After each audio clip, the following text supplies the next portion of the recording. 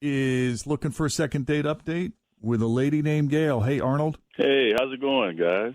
Going good. Wonderful. I guess let's start from the beginning. Why don't you tell us how you met Gail and how that first date went? For sure. Well, first of all, it sounds like I'm on this Jerry Springer episode or something like that, man. You think Second Date Update is like a Jerry Springer episode? Yeah, man. I mean, I've been listening to you guys for lots of years, and I never thought I'd be calling for one of these things. Everybody says that, though. They come on Second Date Update. They're like, I love listening to your show, man, but boy, I never thought I'd be on Second Date Update, and here I am. Here I am, man. Here I am. Desperate times. Correct. So here's what the deal is. I got divorced about 3 years ago. Okay. I got married really young, around 21. It lasted only a couple years, and once it ended, I was in no rush to get back into another relationship, if you understand what I'm saying. Right. So I've been, meeting some women, nothing long, nothing serious. Mm-hmm. But then this COVID hit. So now I'm starting to realize maybe I really need to have somebody around. It's getting kind of lonely. So I hopped on the dating scene, going out with a few women, and one I really liked. Okay. It's almost like, how women have a thing for firemen. Oh, yeah. Hot. Yep, there you go. Well, I have a thing for nurses. Okay. Sexy career. So and the Crocs, Hey, if a woman wears a Croc, well. Well, it's the nurturing thing, too, like feeling like someone can take care of you. And they're frontline workers, so there's the hero aspect of it, too, that's sexy. Absolutely, and I kept all that, in mind. But the thing about it is she's not on the front line, per se. She actually works in the pediatrician's office. So that's sweet, taking care of kids. I would argue that's working on the front lines in a way. Taking care of the kids. Mm-hmm. Got to love the kids, man. So she's smart, very compassionate, kind, big heart. So we went out to dinner, sat outside on the patio, talked, kicked it. Everything was great, laughed a lot, had a really good time. So after a couple hours, I walked her to her car. We hugged, and that was it. And she said, hey, give me a text. I shot her a text. I did it twice, actually. No response. I even called her once. And nothing. Nothing. Okay. So, here I am. Right. Need some help. Okay, So I'm hoping you can reach out to her and see, Yeah, for sure. Just a little more background, though. Like, let's go back to the hug, because when you said you had this great date, and you're just chilling back at dinner on the patio, and you said there was a lot of laughter, so you seemed to really be connecting. Did the hug feel different than the rest of the date? Man, it was seamless. Okay. It was seamless. I thought. It was no hiccup. But I guess what I'm asking, like, it wasn't anticlimactic for you that it just ended in a hug. No, I was cool with it, especially for the first date. Gotcha. It's all good. I'm just expecting another date. Then from there on, we'll see what happens. And she did say, text me. That's what she said. Okay. See, I do and don't like the text me portion of this, because by saying text me means like it's great to have some future interaction, but also text me is like super easy to blow off. I don't want to talk to you again. Right. You know what I mean? I'm feeling you. I'm right with you on that one. I'm not a big texter anyway. Right. But I'm guilty of being like, oh, yeah, just text me. And then no response. Right. Mm-hmm. I didn't get it. Yeah. That's correct. Okay. Anything else we need to know? Were there any awkward, weird moments that you can recall? Not too much. She asked me, of course, what I did, and I told her, I'm in the entertainment field, things of that nature. But other than that, I told her my mother is staying with me. My mother's staying with me. I cleared that up. My mother's staying with me. I'm not with my mother. It's a difference. Yeah. Okay. And she understood that and thought that was nice. Again, caretaker, right? So she loved that. Okay. And it was great. It was no other oddness about the whole date.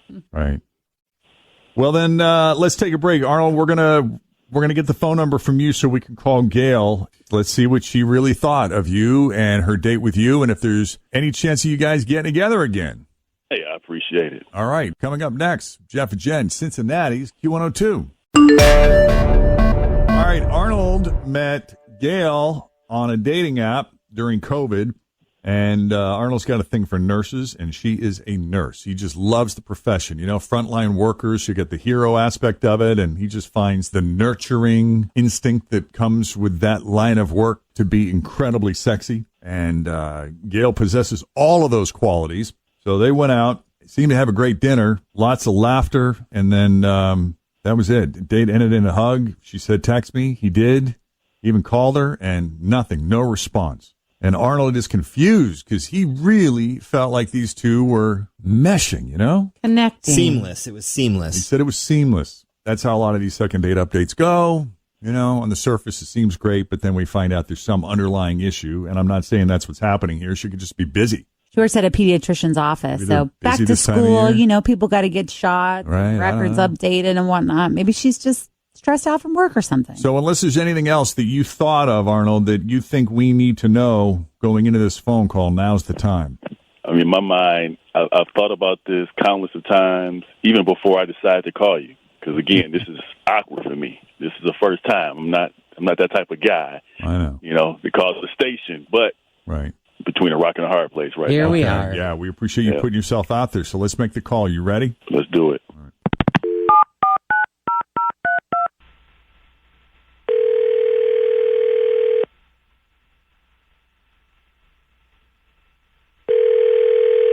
Hello. Hi, can we speak to Gail, please? She's speaking. Who's calling? Who's this? Hi, Gail. Yeah, you're on speakerphone. It's Jeff, Jen, Fritch, and Tim at Q102. How you doing this morning? Hey. Morning. Hey. How are you? Are you a fan of the show? You ever listen? I'm a fan. Very nice. Well, thank you for listening. I would imagine if you're a fan of the show, you have a pretty good idea why we might be calling you. Oh God. Have you been bad? I know the spiel. And you know who it's about? Arnold. Yep. Because that's the only person I've been avoiding. So not blowing off or just been busy. You are avoiding. I am actively avoiding Arnold. Now, this would come as a surprise to him because he said you guys had a great date and there was a lot of laughter and you seem to get along. You know what? He's clueless, and the laughter that was there was nervous laughter. Oh, nervous. The entire date, I was uncomfortable. Uh-oh. What were you uncomfortable with? He has a thing for nurses. I don't mean hero nurse. Oh, you help people. No, he has a theme for nurses.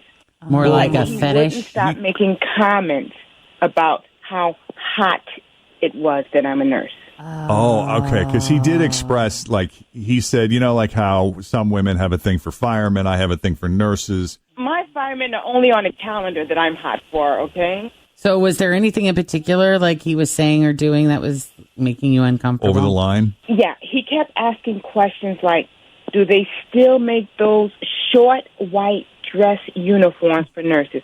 I'm like, I work in the pediatrician's office. What does he think this is, Halloween? Yeah, like it's not naughty nurse attire like you get on Halloween. Exactly. For sure. Gotcha. Exactly. And do I ever bring my job home? And do I want to participate in some role play? Ah. Yeah. So you understand when he wants to talk about laughter, for me, it was nervous laughter. And I'm going to be honest with you. I thought I was being punked. Okay. He's like, I'm always up for a sponge bath. I have sponges because my mom lives with me. What? Crap Dude. like that. Yeah. It was weird. I mean, in the beginning, he's a nice-looking guy, and I thought, okay, you know. But then I was like, come on, please, enough. I just needed the night to be over. Yeah. So it didn't feel playful and silly and fun. It felt creepy. It was creepy. He has a Halloween fetish, you know, stockings, high heels. Okay. Maybe if I were 20 or 19, that would have been cute. But I'm a nurse. I've gone to school. I'm a professional. Right. So, no. Arnold, did it occur to you how you might be coming across to Gail? It's mind-blowing to me. You didn't say anything. This is all new to me. Nothing happened the way she just described it. Absolutely not. Absolutely I'm sorry. not. Go ahead. I'm gonna let you dig yourself. Go ahead. So you're saying you did not say those things like about, you know, the sexy outfit and do you ever bring your What? work home and sponge What? baths and all that?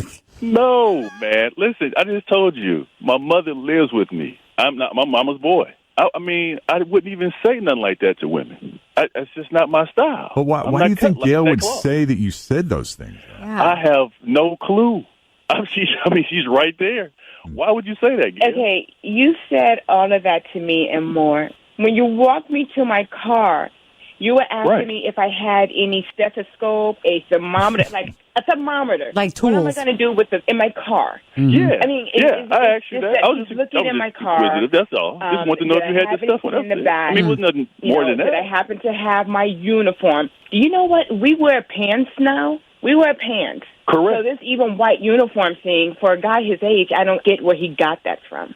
It was a hot mess. I'm sorry. I mean, this is not a, I don't want you all to think this is hashtag Me Too movement. Like, this is not it at all. I mean, she's just making all this stuff up. Do you have an evil twin? Arnold, do you have an evil twin? Absolutely not. I'm an only child. Okay, like I said, I'm a mama's boy. Like I said, I admit it. I'm but that's it. It's only me. I am looking for someone. I don't mind going out with someone who respects and loves nurses, but not has a fetish with nurses. Gotcha. So I'm a hard pass. Okay. Hard pass. That's a no. We just got to be careful these days, Arnold.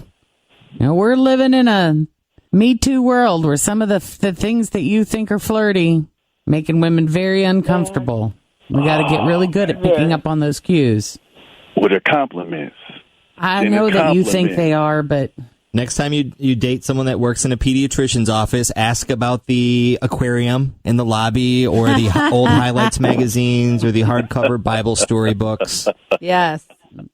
Gail, we appreciate you listening to our show and coming on Second Date Update and Guys, sharing your truth. You, but I hope I never get another call from you because We'll try not to take that personally. I know, and I'm so sorry you had such an uncomfortable experience. I'll invite you to the wedding if I ever find the right guy, okay? Please do. Sounds good.